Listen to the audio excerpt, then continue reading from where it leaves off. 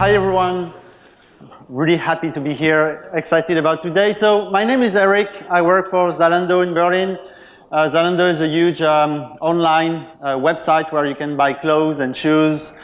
And we have lots and lots of engineering behind the website to provide software for not only the website, but the data science and all the logistics behind the website. So lots and lots of engineers. And in particular, I'm working in the field where we onboard articles coming from partners. So there are many services involved into making sure those articles arrive onto on platform and they have the right quality, the images are correct, they respect all sorts of criteria. And I'm part of that team building that system. So if you have any question about Zalando and how we build stuff, I'm really happy to answer that after the talk. But that was about me. Now I want to know a bit more about you. In particular, I'm really interested about programming languages. So a quick poll. Does any of you use something that's not on that slide as your main programming language? No, something esoteric. No, so I guess most of you use Scala, is that right? Raise your hand if you're Scala. Okay, so that's really the majority, is not surprising for Scala opinions, right? But these days I'm still using Scala, but as John hinted, I'm also using Haskell most of my day. And I want to tell you a bit about my story because your story might be also similar. And I didn't arrive to Haskell by pure chance. Just on one morning I woke up and said, oh, I should do Haskell. It was like a long process. So when I started programming, my first big project was working for a project where they were selling those things, those big boxes. They are called PABX. It's a system you put in a company, in a university, hospital, whatever, to deal with the telephones. And there are all sorts of functionalities you can have for those telephones and how you manage them. And those systems are actually so complex that you need the software just to sell them, just to know what you're going to put inside the box, depending on what the customer really wants. And there are special cards you can put, and there are all sorts of constraints on how you put them into the box and so on. So they had this application in C++, and this application was really bloated. And it was kind of a nightmare, because the main function of that application was a 2,000 line long method. 2,000 lines of code in one single method. How is it even possible that people let this thing happen? And so I was coming here like a new engineer, okay, do your magic. And actually I had a very good magic trick up my sleeve. It was called OO. And OO was supposed to cure all of this, right? Because with OO you can view the world as small objects communicating together, having each their own responsibility and doing things right. So, well, we started writing on the specification of the software, trying to think how this could be solved, and had another weapon, magic weapon. Oh, sorry, not this one. It was UML. Because I was really thinking at the time that if you can visualize your software, it will also really help in understanding the complexity in taming it. And actually with those two tools, we were quite successful because we were really able to extract some of the useful concepts out of this huge bloated software. And finally, after almost 2 years, we were able to really evolve it and be able to grow it. So that was a huge success for me. I was starting in life as a programmer. I had two marvelous tools, and I was thinking, wow, now I can really conquer the world. I can go to the next project and have super success. It was incredible. And then my trouble began. It was not as obvious on the next project, and it was actually even worse. It was really bad. So the next project was kind of a total failure. It was 1 year of trying to start something for a telco company that never went anywhere, trying to use this new J2E thing that was supposedly the best thing, and for all sorts of reasons that are not entirely related to language and programming languages or just technologies. Also, project management is actually an interesting thing in software. It was a big failure. And then I went on from project to project, and I was a bit disappointed that my 100% success rate from the beginning fell down to something that was more like 50%. And that's really disheartening. I mean, if you program, you want to help people, you want to do good stuff, and having a very low success rate, I mean, puts you in a very bad mood. So I started looking for alternatives. I was thinking maybe I'm just doing things wrong. Maybe I don't even know how to program. Maybe Java is not a good programming language after all. So I started looking at things like Ruby. Oh, Ruby, that thing looks interesting. And actually, it's so interesting that you can write all this code into just one line. Because with those collections where you can collect, filter, and map elements, you get like your answer in just one line. And because I was also reading on the testing literature, I knew that the less lines of code you generally have in a program, the less chances of bugs you have. I mean, that reduces the number of bugs. So I thought, oh, maybe that's the great thing. But I was still in JVM, and fortunately at the time there was something called Groovy that was kind of similar and allowed me to stay in a JVM to play with those new concepts for me. And frankly, with those two things, I was kind of amazed of, wow, listen, wow, I can do marvelous things now. I can be a lot more expressive. So I can still do O, but I can reduce all that code to just a bunch of lines. I can intercept method missing and do all kinds of crazy DSL stuff. I was thinking, whoa, maybe that's a step in the right direction. There was one slightly problem for me though. It was that I was really missing my types. I mean, having to come back to Groovy project after 6 months was just horrible. I couldn't understand what I was doing before. And not having types to drive my development was really, really making me mad.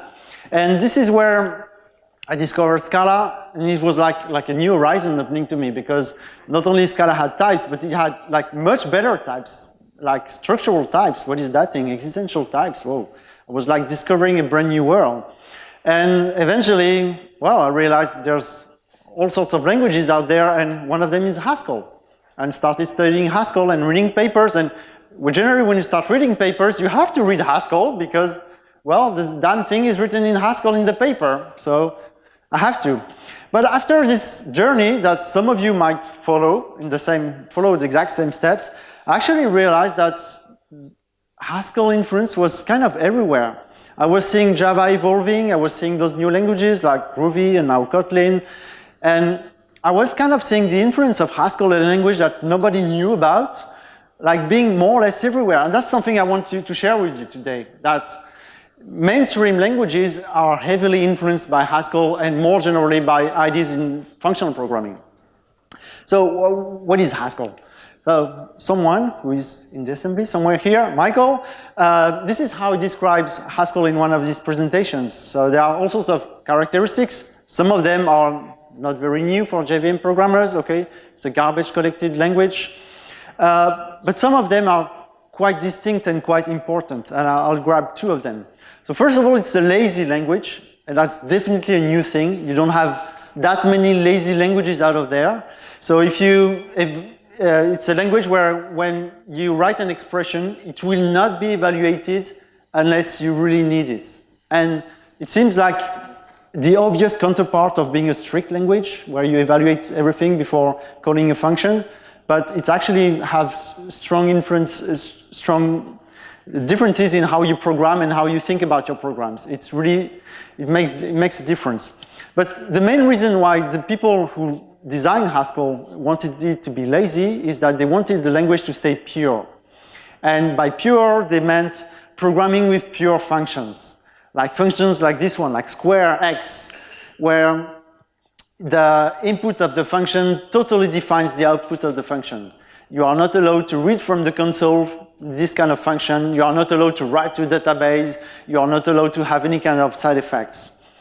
And it's kind of cool because this makes things super deterministic. And you don't have to look anywhere else in your code to understand what that function does, because it does not rely on things that are everywhere else. And that's great, right? So the Haskell people, they are kind of used in thinking like this, like just program with functions. How far can we push this idea? Program with pure functions. And it turns out that we can go pretty far with this idea. But what does that mean for other mainstream languages, programming with pure functions? So it's kind of funny for me that you see blog posts like this sometimes where you see, oh, wait, guys, I discovered that great thing. It's called a pure function in Java. You should try it once because it's great. It's super for testing. It's great for understanding your code. When you refactor your code, you can just grab the function, put it somewhere else. It's still going to work, right? It's really great. We should do more of those. So you have those blog posts. And sometimes you see people in the Java community, they may say, oh, wow, wait a minute. It's not totally new, right? Because in the design patterns book, we have things that are kind of functions, right? Command pattern, action pattern, template methods. And even in the JDK, we have functions, comparator, callable, file filter. Those are from the JDK, and those are functions, right? Well, not really. They are not first-class functions, right? Things that are truly generic from A to B, and that you can move around and pass as parameters.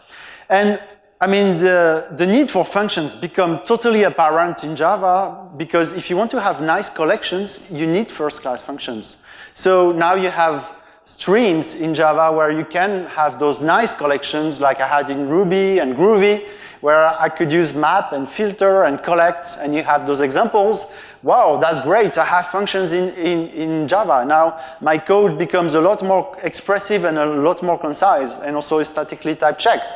That's great. Well, personally, I still prefer it in Haskell because the syntax is even better, and it's not really surprised because Haskell is a language really made for programming with functions. So it's not surprising that I have this. The other thing that you have when you start programming with functions, in particular in Java, is that you see advice like this. Hey, by the way, be careful with mutable states. And this is not entirely new, functions and mutable states, they don't play well together, right? If you try your functions to be pure, your state maybe has not to mutate too much, and you have to control this. And this is not totally new for Java programmers because you have articles like immutable Java objects, blog post, or even in some books written by like Joshua Bloch, one of the main advice was classes should be immutable by default. And I was 2 months ago at a conference, there were like at least 2 or 3 talks just dedicated to immutability. So it's still quite a thing. Hey, people, immutability makes your life better in general. So what that shows is that in general, we can use functions in Java in particular to create some kind of data, to transform it without mutating it, just producing new objects, and then to consume it. But it's kind of a new paradigm, a new way of thinking about the world, about how we program. This idea that instead of having objects communicating, we just transform data progressively. And I think this trend is happening not only in the small, where we program small things, but it's also happening in the large. So if you look at this blog post by Martin Kleppmann, where he is kind of saying, well, you know, the big databases that are huge, mutable things, maybe they don't have to be. Maybe we can rethink entirely how we pass data around and how we index data as just huge streams. And it turns out that there's a huge part of the Zalando ecosystem that is currently being rebuilt entirely on this idea, that the catalog of Zalando doesn't have to be a huge database. Maybe it can just be a huge stream.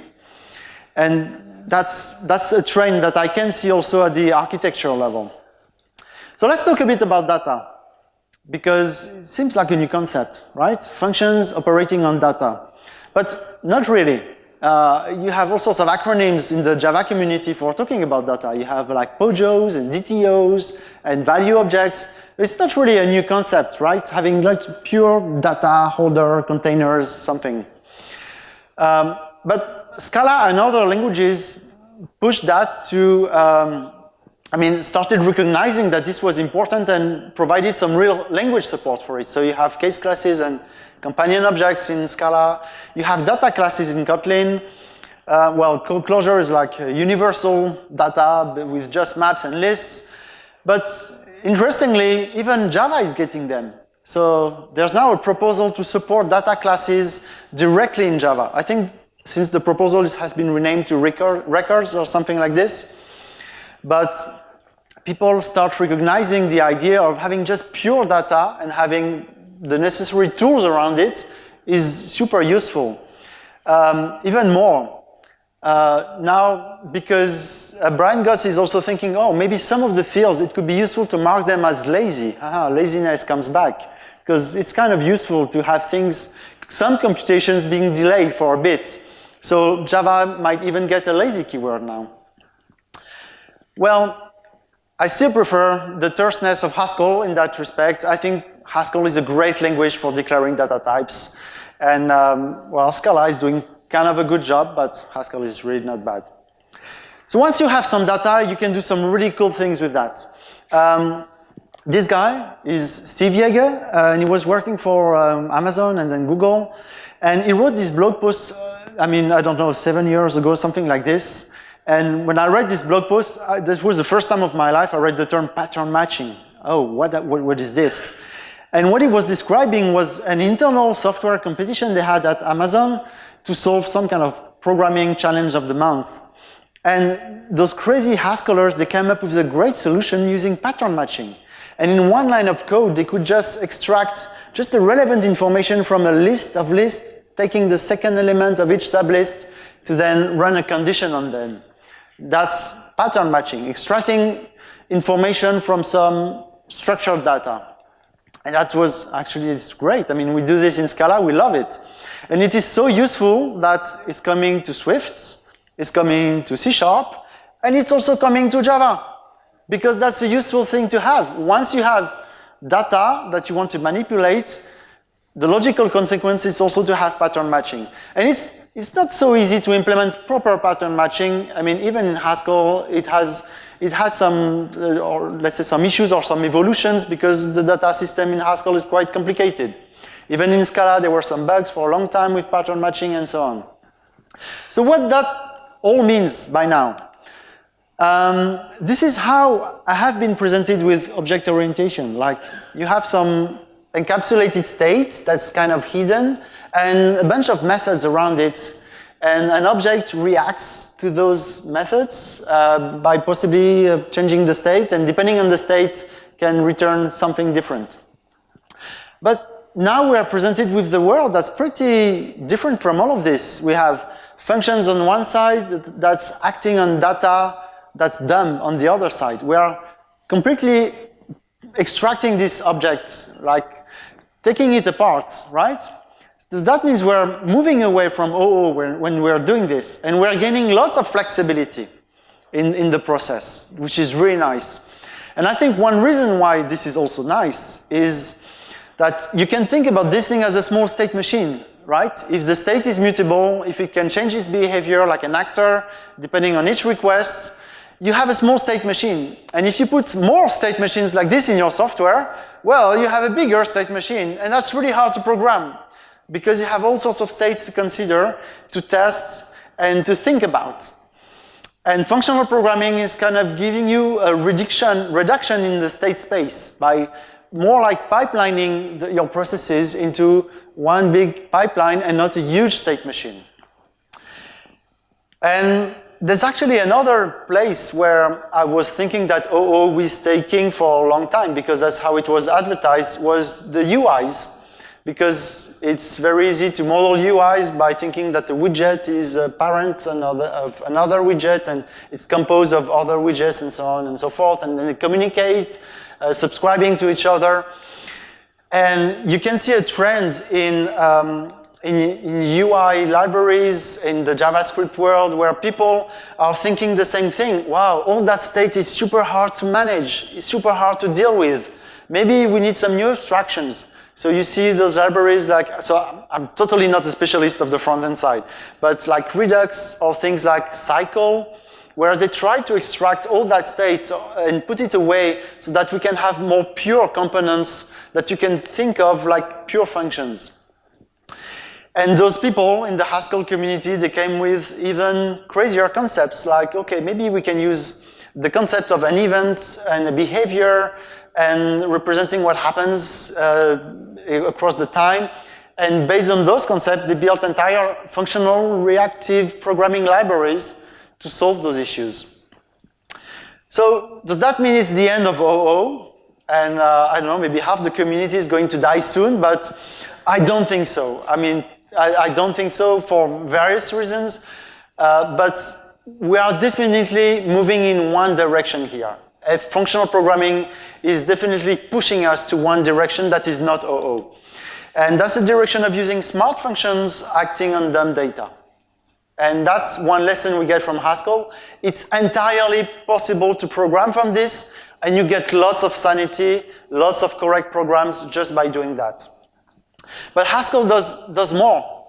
Haskell introduces you to a better type system and to the world of types, right? And before I talk about crazy types, I want to talk about simple types, because we can already do nice things with simple types. So this guy is Yaron Minsky. He's a famous OCaml developer, and he had this great catchphrase like, we should try to create our software so that it's impossible to represent illegal state in the software. Because if it's not even possible to construct a wrong value, a value that's not correct, that's going to create null pointer exception, well, its bad construction is guaranteed to be fine, no bugs. How can we do this? Well, we can use data types for this. So for example, if I know that I have a list of identifiers that should never be empty, I can create a special data type for precisely saying this, like non-empty. A non-empty will say, well, I need to have at least one A, at least one. And then the rest can be a list of empty A's, it's fine. But at least one of them should be there. And based on this, you know you can take the head of the list. It's no problem, it will always be there. You can take the last element of the list, it will always be there as well. You cannot do filter, because if you filter a list, well, maybe the list might be empty after it, right? So filter might just return a regular list. That seems abstract, but there are actually more things that you can model with just this idea. And I did a full talk at Lambda Jam a few years ago, showing how I was modeling a process of synchronizing data between S3 buckets, Hadoop cluster, some EC2 instances. And there were some things that I could do when synchronizing all this data and running some computations, and some things that I could not do. But because I had some very precise data types, I mean, at each step of my process, I could precisely analyze what was possible and what wasn't. And if some combination was not possible, I could just not go to the next step. So with types and data classes, we can really go very, very far, right? But we can go even further. So another inference from Haskell on the rest of the world. So who knows who this guy is? Not enough people, you should know him more, but maybe you know him better with his secret identity. No, it's a super lambda man. So this is Philip Wadler. So Philip was one of the original creators of Haskell, Haskell language, and he has a huge influence on many other mainstream languages like Java and F#. But for example, like Java, because when Philip learned that Java was coming up with collections that were just lists of objects, and that you could have class cast exceptions just by taking in and out some things from a list, he was really pissed. He said, we cannot let this happen. In Haskell, this would not happen ever again. A list of A is a list of A. You cannot put a fruit if it's a list of banana, and I mean, you cannot put an apple if it's a list of banana. It's never going to work. We should fix this in Java. So they started fixing this and added generics to Java. And it turned out to be quite hard, because Java has subtyping. And you need to consider, indeed, when a list of fruit, is it a list of apple or not? Is it possible? And that leads to all sorts of things that you have to learn when you are a Java developer. What is contravariance? What is covariance? And then you need this kind of cheat sheet to remember which is which and what you can do. It's actually complicated. So who said Java was a simple language? That thing is quite hard, actually. And one reason why it's hard is because subtyping in general is hard. Subtyping, and we see it in Scala every day, it makes things really hard all the time. There's at least one area where it makes things hard that people might not realize. It's type inference. So we say, oh, Java is going to get type inference, it's lovely, it's nice. And indeed, the situation with Java improved a bit. So we had things like the diamond operator, like where you don't have to tell the compiler all over again what are the types you expect. You can just remove them, and it's going to understand it. But coming up in Java, you will have the var keyword. So you can say even less. I mean, for Scala programmers, we say, oh, wow, no big deal. But for Java programmers, this is a big deal, right? Less code to type, that's just obvious code that you don't want to have to type. But it turns out that there's only so far you can go in Java, and in particular because of subtyping. Because of subtyping, type inference is a really hard thing. We might get some glimpses of hope because there was this thesis by Stephen Dolan last year where he's trying to elaborate what subtyping could look like and what type inference could look like in presence of subtyping, and he had like some novel ideas, but there's only so far you can go. So what that all means is that Haskell is showing us a few things here.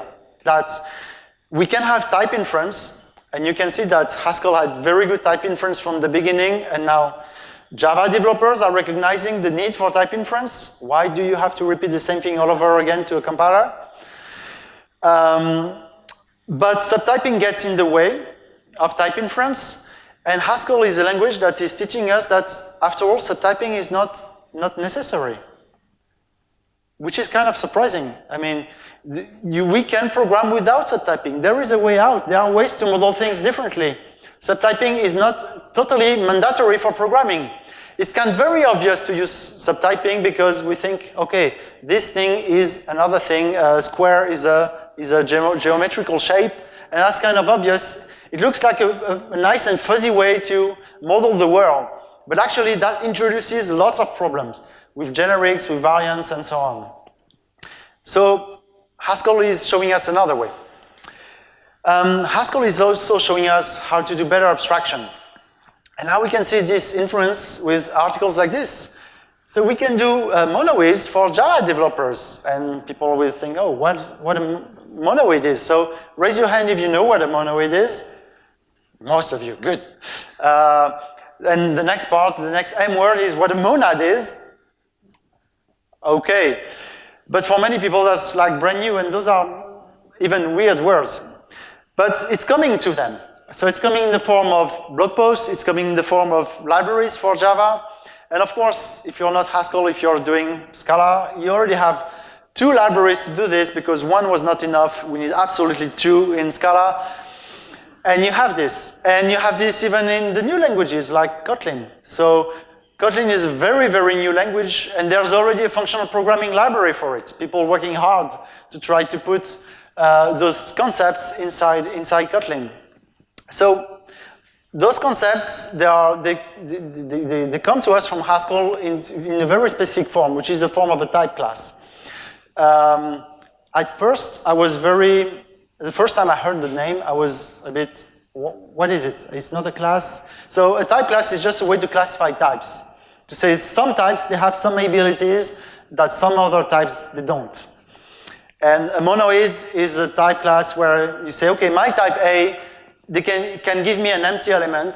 Okay, that's one thing it can do. And it can also smash 2 elements together to give me a new element. That's a monoid. And that looks very abstract, but actually there are lots of very simple instances of that we manipulate every day. So int is a monoid because of 0 and plus, or 0 and times. But string is a monoid because you can append 2 strings together and you have the empty string. And even more abstract, a list of A is always a monoid, whatever the A is, you don't care, because you can always append 2 lists together. And why is it even useful? Well, it's useful because then you can describe an operation that's going to take a list and reduce it to just 1 element. And you don't need to know much. You just need to know that this type A has a monoid instance. That's the only thing you need to know. So that function you write once is going to stay there forever. It's never going to change. You can test it once. It's super stable. You can build your software on. That's a really cool concept. So even if the name is weird, like monoid, well, maybe in your head rename it to appendable or whatever suits you. The concept is here to stay, and it's super useful to learn it.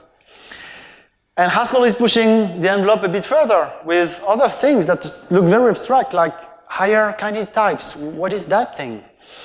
And actually, I'm going to try to explain this to you in a few minutes. So many things look very similar, like list, future, option, do I have an element or not? Either, maybe I have an element, maybe it's just an error. They all look the same. They all look like an aim of A, right? For a given M. And what they share in common is that they all support this flat map operation. That you know, that's flat map from monad. But failing to recognize this concept leads to huge failures in your language and in your ecosystem. So this is one of them. Like in JavaScript, they are very, very fuzzy with the concepts. And maybe they said, oh, wow, it's all broken now because we have this code is changing and maybe we should rename stuff to smoosh because that's the only way out. And even in Swift, they try to have their special way with flat mapping and monads. So then sequence and optional didn't have the exact same behavior. Well, now they have to rewrite things all over again. So it's very important to recognize those concepts and to understand them once and for all and to support them into libraries and software. So in particular, what we need to support this concept of a monad is the ability to talk about that type M, not M of A, but just that type M that can construct other types. And this is a higher candidate type because it can build other types if you want. And this is so useful to have this concept that people working in Kotlin, well, they had to change the compiler to support their functional programming library properly. So they have to support higher candidate types to do this. And when I was searching for this talk, I also realized that some people even did it for Java. Did you know that? There's a derive for J where you can have monads in Java implemented with some crazy annotation processor, and it kind of works. It's amazing, and it has this strange underscore underscore. I don't know what that does, but you need this higher candidate type to really support monads in a programming language. And you want monads, because monads are really good. They really help you structure your software. So what Haskell is teaching us here is that there are all sorts of types that are useful or not. So subtyping, maybe not that useful, maybe kind of problematic. Generic types, yeah, definitely useful. You should use them. I'm looking at Go here. Higher candidate types, super useful. That's most kind of the only way to do functional programming. But there are more. There are rank-n types. What is this thing? Rank-n types. And at first you think, I'm never going to need this. Leave me alone. But actually it turns out it's quite useful, and you will definitely find yourself in a situation where you need a rank-n type or an existential type. Oh, sorry, I'm too fast. An existential type is super useful for hiding information. I mean, giving you something of type T, you don't have to know what it is, but you can give it to me back, and everything will be fine. It will compile okay, because I know what that is, and we can exchange information together without you knowing too much. So it's another tool for abstraction if you want. And then you have the whole world of dependent types, which are implemented in Haskell in many ways, and you can find that thing is crazy. Maybe I should change the battery.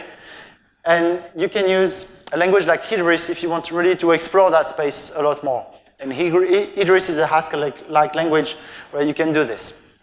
Okay, so Haskell is bringing us functions, datas, and lots of ideas on how to program with better types, but it's also bringing us very nice libraries, so I want to tell you a few words about that today. So first of all, well, all the functional programming concepts, most of them were just copied, sometimes word for word, from a Haskell library somewhere to Scala Z or Cas, and here we are, and just adapted to Scala.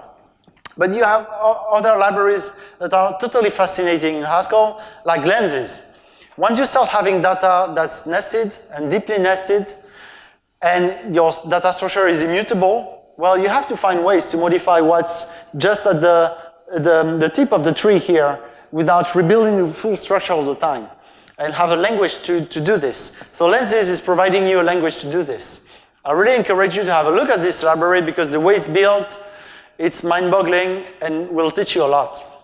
But that's not the only one. There's also QuickCheck. So QuickCheck, I mean, was the one that pioneered Scala check in Scala. This idea that you don't have to write your tests one by one, very patiently with all sorts of combinations. You can just generate data and have some more generic property that's going to that are going to be tested across all those data. And again, quick check has seen some evolutions in the Haskell world. There's other libraries now like Hedgehog, and you have other ideas coming up. The streaming libraries in Haskell is also fascinating. So there are at least 4 or 5 streaming libraries here. So I have one streaming library, author Michael with Conduit. They all try to solve, you would say, the same problem. That's, oh, that's easy. I want to make sure I don't have too much data in my memory, so not to have, what is it called again? No, not back pressure, out of memory errors. That's what I was looking for. So that looks like a simple problem. But actually, if you mix in the issue with, well, back pressure in a way, resources management, concurrency, and so on, it becomes a very complicated problem. And those streaming libraries are really nice at solving it. But there are libraries around concurrency, like async and STM, and I must say that I've never been confident at doing any kind of concurrency programming using threads in Scala or Java. I feel a lot more confident just using async and STM in Haskell. I mean, sometimes it's almost like too easy. I had some computations the other day. It was like I was mapping some computations with something, and I said, oh, I want to make it concurrent. And I said, okay, map concurrently, and that was doing it. Didn't have to do much, right? But I think that also Haskell is missing a few things. I don't want to leave you with the impression that it's bringing all sorts of good stuff to the rest of the world, and that Haskell is like this perfect language that doesn't have anything to learn. The thing I was missing the most maybe in Haskell was the lack of modules, the capability to package my code with a neat interface that I could just put in a different library, reuse. I could rewire using some kind of dependency injection framework. And I find that this was really a problem for scaling up what I was doing, scaling the team and making sure we were not overlapping each other and so on. There was a paper trying to provide a first-class module system for Haskell, I think like 6 years ago, and unfortunately it was abandoned. I would like to know the exact reasons for it, because it seemed to have had all the good answers to this problem, but it was eventually abandoned. I know that garbage collection can be quite a problem sometimes for Haskell, for people who need to retain some references for a long time. There was this infamous use case of a company called Pusher. They started in Haskell, then they went to Go, where Go was giving them proper latency at actually the expense of everything else, like throughput, but at least they needed some good latency. And possibly Haskell needs some evolutions, or there might be some improvements for garbage collection to just make it better in some use cases. The recurse solution is really annoying when you're a newcomer, because two data structures having the same field names are going to clash with each other. That's really annoying. There are tons of solutions around it. Nothing really baked in the language. That would make starting with Haskell a lot easier. And of course, starting with Haskell would be a lot easier if the IDE's story would be, you would get a lot more integration, a lot more discoverability. Like you're using a library you don't know about, like lenses, and you're trying to write some code. It's very hard for you to guess what's the next function you can call. There are many ways to solve this problem, but that still requires lots of clicking around to just get there. And I think we could get a much better integration in the IDE space with all the tools that already exist in Haskell. So I hope that today I gave you a few hints on how Haskell has influenced the rest of the ecosystem by showing that we can program with functions, we can program with pure functions, we can program with data, that's like pure data, that's not objects, and the two are very good match with pattern matching and so on. We can have very nice types, and those types are coming at you because we need them for functional programming, and we need functional programming for reliable software. And there are great libraries in the Haskell world that we can take some inspiration from to build the libraries for Scala. So I really encourage you to have a look at Haskell, take some inspiration, and maybe, well, use the language itself if you really feel like it. That's what I'm doing at the moment. I'm quite happy with it. And that's it.